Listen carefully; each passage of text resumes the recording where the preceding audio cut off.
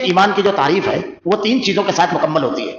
اقرار باللسان، زبان سے اقرار کرنا، تصدیق بالقلب، جب آدمی زبان سے اقرار کر رہا ہے تو دل سے اس کی تصدیق کرنا، اور عمل بالجوارح، جو اعضاء اور جوارح ہے اس کے ذریعے عمل کرنا۔ اگر آدمی صرف اقرار باللسان کر رہا ہے اور دل میں تصدیق نہیں ہے تو یہ منافقت ہے۔ یہی منافقین کا طریقہ تھا، آدمی دل میں تصدیق کرے لیکن زبان سے اقرار نہ کرے اور عمل نہ کرے۔ ابو طالب اللہ کے نبی صلی اللہ علیہ وسلم کی صداقت کا اعلان کرتے تھے، سب باتیں درست لیکن زبان سے اقرار نہیں کی اور عمل بالجوارح نہیں تھا۔ اور اہل ایمان جو ہے یہ تینوں چیز، زبان سے اقرار، دل سے تصدیق اور اعضاء اور جوارح سے اقرار۔ بسم اللہ الرحمن الرحیم۔ یا ایھا الرسول لا يحزنك الذين يسارعون في الكفر من الذين قالوا آمنا بأفواههم ولا تؤمن قلوبهم۔ اے رسول آپ ان لوگوں کے پیچھے نہ پڑیے جو کفر میں سبقت کر رہے ہیں، خواہ وہ ان منافقین میں سے ہوں جو زبانی تو ایمان کا دعویٰ کرتے ہیں لیکن حقیقت ان کے دل میں ایمان نہیں، ان کے دل با ایمان نہیں۔ اور یہودیوں میں سے کچھ لوگ ایسے ہیں جو غلط باتیں سننے کے عادی ہیں اور ان لوگوں کے جاسوس ہیں جو اب تک کہ آپ کے پاس نہیں آئے۔ وہ کلمات کے اصل موقع کو چھوڑ کر انہیں متغیر کر دیا کرتے ہیں، کہتے ہیں اگر تم یہی حکم دیے جاؤ تو قبول کر لینا اور اگر یہ حکم نہ دیے جاؤ تو الگ تھلگ رہنا، اور جس کا خراب کرنا اللہ کو منظور ہو تو آپ اس کے لیے خدائی ہدایت میں سے کسی چیز کے مختار نہیں ہے۔ اللہ تعالیٰ کا ارادہ ان کے دلوں کو پاک کرنے کا نہیں ہے، ان کے لیے دنیا میں بھی بڑی ذلت اور رسوائی ہے اور آخرت میں بھی ان کے لیے بڑی سخت سزا ہے۔ یہ کان لگا لگا کر جھوٹ سننے والے اور جی بھر بھر کے حرام کے کھانے والے، اگر یہ تمہارے پاس آئیں تو تمہیں اختیار ہے، خواہ ان کے آپس کا فیصلہ کرو خواہ ان کو ٹال دو۔ اگر تم ان سے منہ بھی پھیرو گے تو بھی یہ تم کو ہرگز کوئی ضرر نہیں پہنچا سکتے، اور اگر تم فیصلہ کرو تو ان میں عدل و انصاف کے ساتھ فیصلہ کرو، یقیناً عدل والوں کے ساتھ اللہ محبت کرتا ہے۔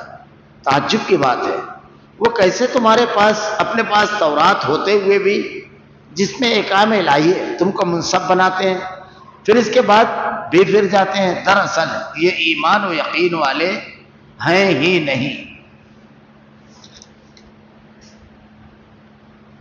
یا ایھا الرسول لا يحزنك الذين يسارعون في الكفر من الذين قالوا آمنا بأفواههم ولا تؤمن قلوبهم۔ اے رسول آپ ان لوگوں کے پیچھے نہ پڑیے جو کفر میں سبقت کر رہے ہیں، خواہ ان منافقین میں سے ہوں جو زبانی تو ایمان کا دعویٰ کرتے ہیں لیکن حقیقتاً ان کے دل با ایمان نہیں۔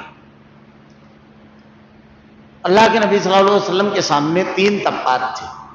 ایک کفار کا جو اعلانیہ ہر چیز کا انکار کیا کرتے تھے، ایک طبقہ تھا منافقین کا جو زبانی تو اقرار کیا کرتے تھے اسلام کا، ایمان کا، لیکن ان کے دل میں اندر ایمان نہیں تھا۔ اسی لیے ایمان کی جو تعریف ہے وہ تین چیزوں کے ساتھ مکمل ہوتی ہے۔ اقرار باللسان، زبان سے اقرار کرنا، تصدیق بالقلب، جب آدمی زبان سے اقرار کر رہا ہے تو دل سے اس کی تصدیق کرنا، اور عمل بالجوارح، جو اعضاء اور جوارح ہے اس کے ذریعے عمل کرنا۔ اگر آدمی صرف اقرار باللسان کر رہا ہے اور دل میں تصدیق نہیں ہے تو یہ منافقت ہے۔ یہی منافقین کا طریقہ تھا، اقرار کیا کرتے تھے اور وہ اپنے اقرار میں کتنے بڑے ہوئے تھے کہ زیادہ ہی اظہار کیا کرتے تھے۔ کہتے ہیں نا نقلی مال کو زیادہ پالش کی ضرورت ہوتی ہے۔ اللہ کے رسول صلی اللہ علیہ وسلم جب واضح و نصیحت کے لیے صحابہ کرام کو جمع کرتے اور کچھ واضح و نصیحت کرتے تو عبداللہ بن ابی جو راس المنافقین، منافقوں کا سردار تھا، جس کے بارے میں قرآن میں آیتیں نازل ہوئی، اور ایک موقع پر تو سورہ منافقون میں اللہ تعالیٰ نے واضح طور پر کہا کہ عزت اللہ اور اس کے رسول کے لیے، اور ان کے بیٹے عبداللہ، ان کا بھی نام عبداللہ تھا، عبداللہ بن عبداللہ، یہ پکے مومن تھے۔ جب یہ آیت نازل ہوئی تو اللہ کے نبی صلی اللہ علیہ وسلم سے کہتے ہیں کہ اللہ کے رسول اگر قتل کی بات ہے تو مجھ کو اجازت دیجیے۔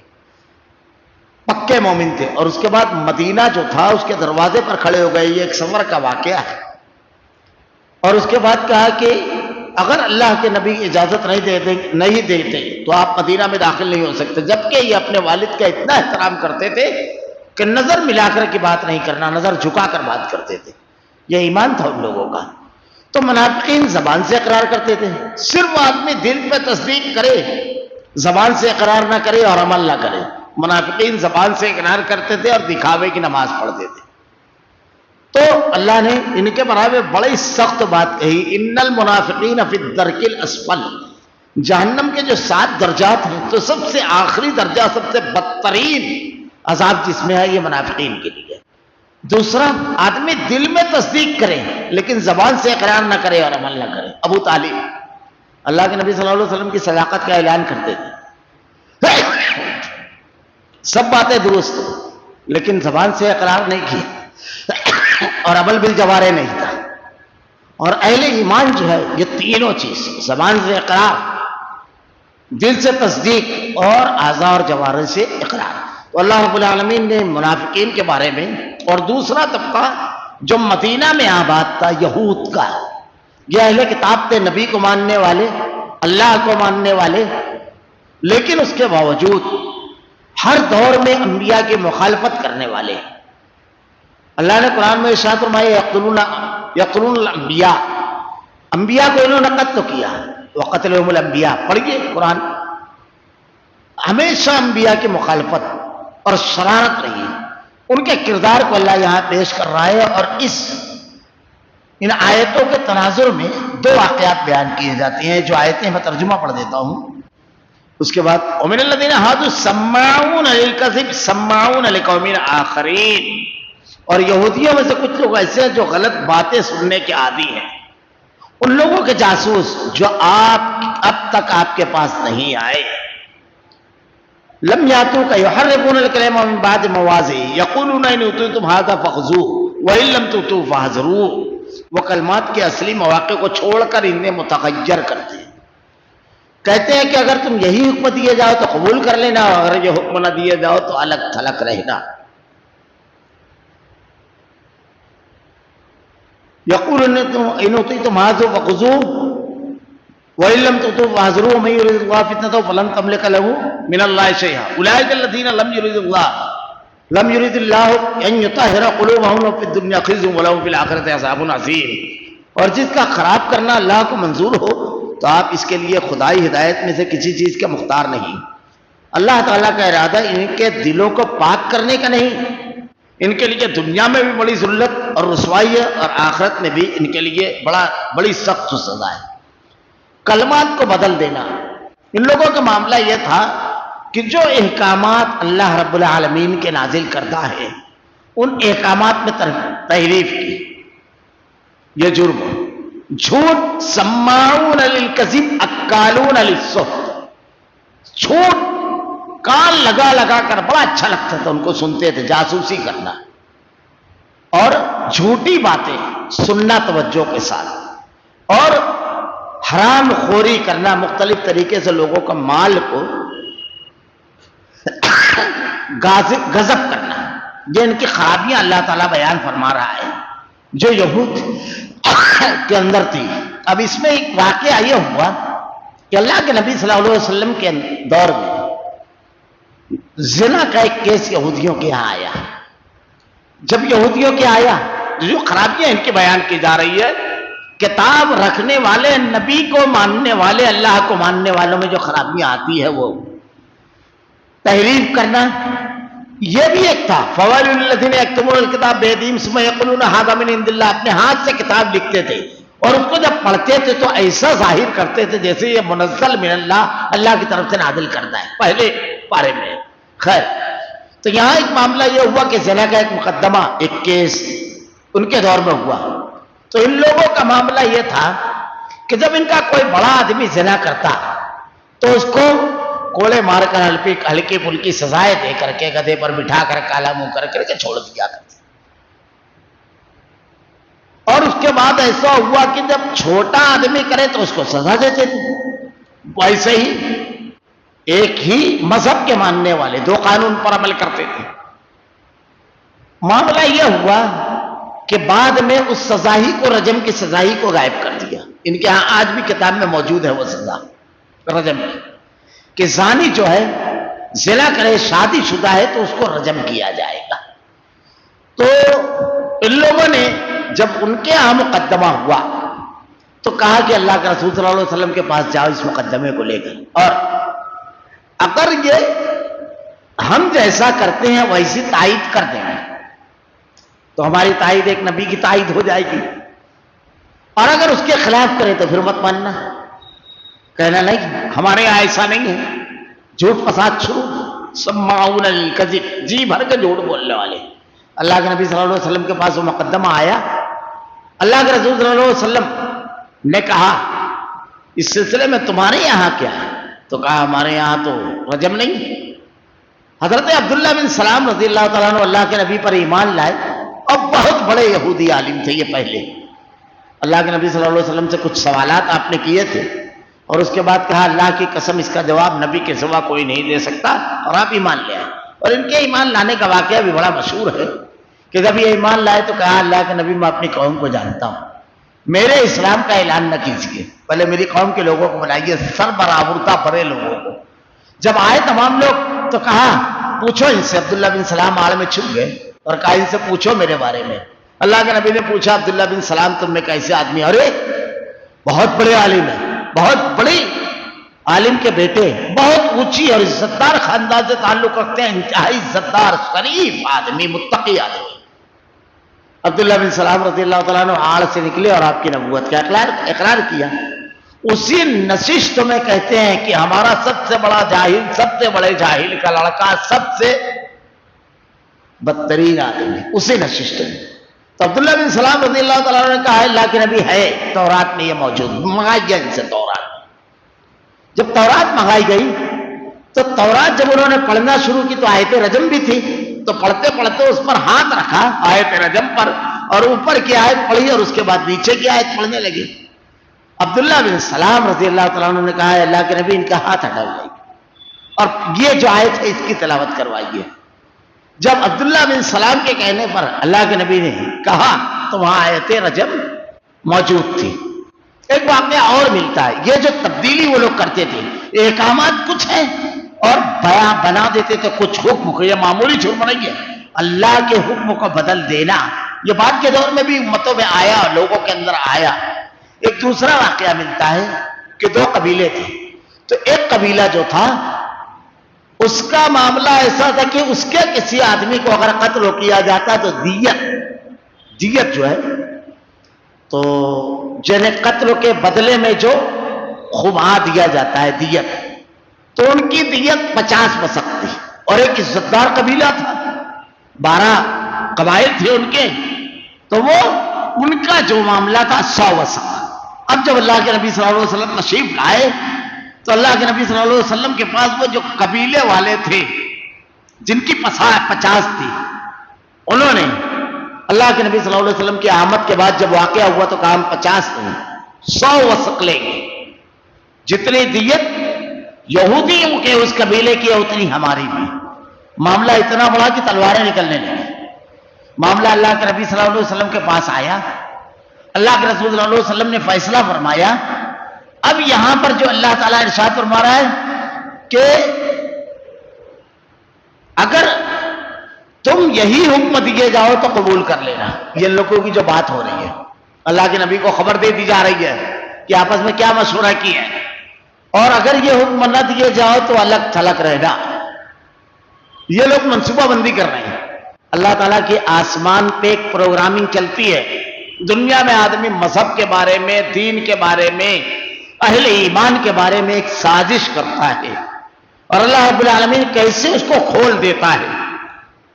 جس کا خراب کرنا اللہ کو منظور ہو تو آپ اس کے لیے خدائی ہدایت میں کسی چیز کے مختار نہیں۔ سب سے پہلی چیز ان کی خرابی کا معاملہ یہ ہے کہ وہ صحیح مسلم کی روایت ہے کہ اللہ کے نبی نے ارشاد فرمایا بندہ جب پہلا قدم صبح نکالتا ہے تو ایک ہوتا ہے رحمان کا راستہ، ایک شیطان کا۔ آدمی جس راستے پر بڑھتا ہے اللہ تعالیٰ اس راستے کو آسان کر دیتا ہے۔ اختیار دیا اللہ تعالیٰ نے، یہ دنیا دارالامتحان ہے تو با اختیار دے کر پیدا کیا گیا ہے۔ اب آدمی جب برائی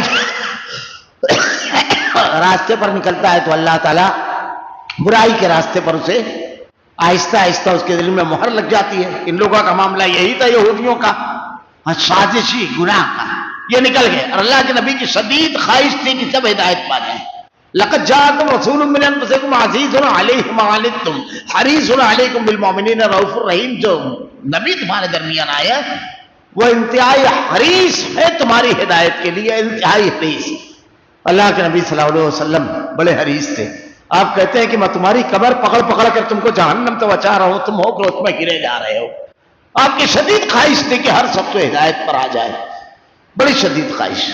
تو اللہ کے نبی صلی اللہ علیہ وسلم صحابہ کو آپ نے کہا ڈرانے والے نہیں، خوشخبری سنانے والے بنو، خوفزدہ نہ کرو لوگوں کو، جنت کی خوشخبری سناؤ، نیکیوں کے حوصلے بڑھاؤ، لوگوں کو نیک بناؤ. اسی لیے قرآن پڑھیں گے تو اللہ کے نبی صلی اللہ علیہ وسلم کی جو خوبیاں بیان کی گئی ہے اس میں خوبی وَيُزَكِّيهِمْ تزکیہ، صفائی کرتے تھے. اللہ کے نبی صلی اللہ علیہ وسلم کی دعوت دیکھیں آپ، اللہ کے نبی مناظر بنانے نہیں آئے ہیں، مبلغ بنانے آئے تھے.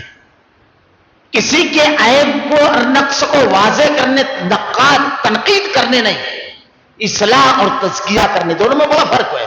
کسی آدمی کے کپڑے پر کوئی گندگی لگی ہے، چہرے پر کچھ لگا ہوا ہے، داغ دھبا، نقاد جو رہے گا یہ دیکھو چہرہ بھی نہیں اس کو خبر رہتی ہے کہ کیا ہے، کپڑے کے بھی نہیں. لیکن مسلح جو رہتا ہے دھیر سے کان میں جا کر بولتا ہے ذرا تو چہرہ پوچھ دیکھ کپڑے پر کیا لگا ہوا ہے. اس کا مقصد ہے کہ صفائی ہو کر وہ بہترین ہو جائے.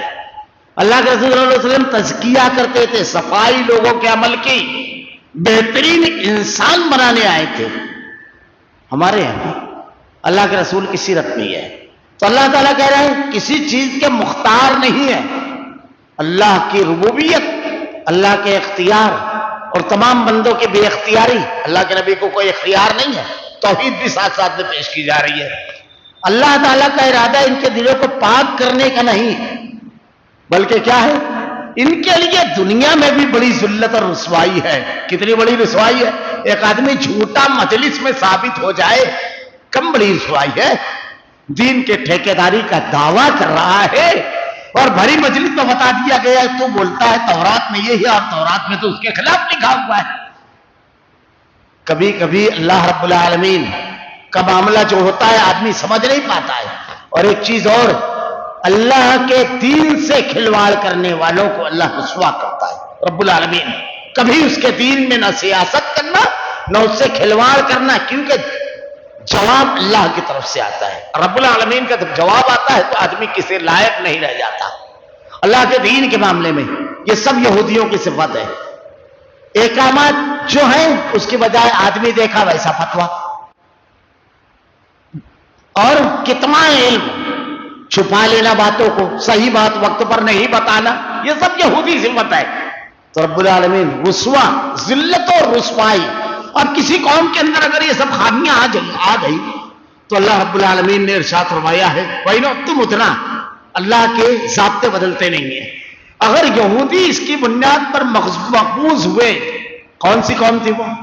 یا بنی اسرائیل اذکروا نعمتی التی انعمت علیکم وانی فضلتکم علی العالمین. اے بنی اسرائیل، اللہ کی اس نعمت کو یاد کرو کہ اللہ نے تم کو سارے جہان پر فضیلت دی. لیکن آج دنیا کی سب سے ذلیل قوم کیوں ہوئی؟ اللہ کے نبی کے دور سے آج تک کے ان تمام خرابیوں کی وجہ سے.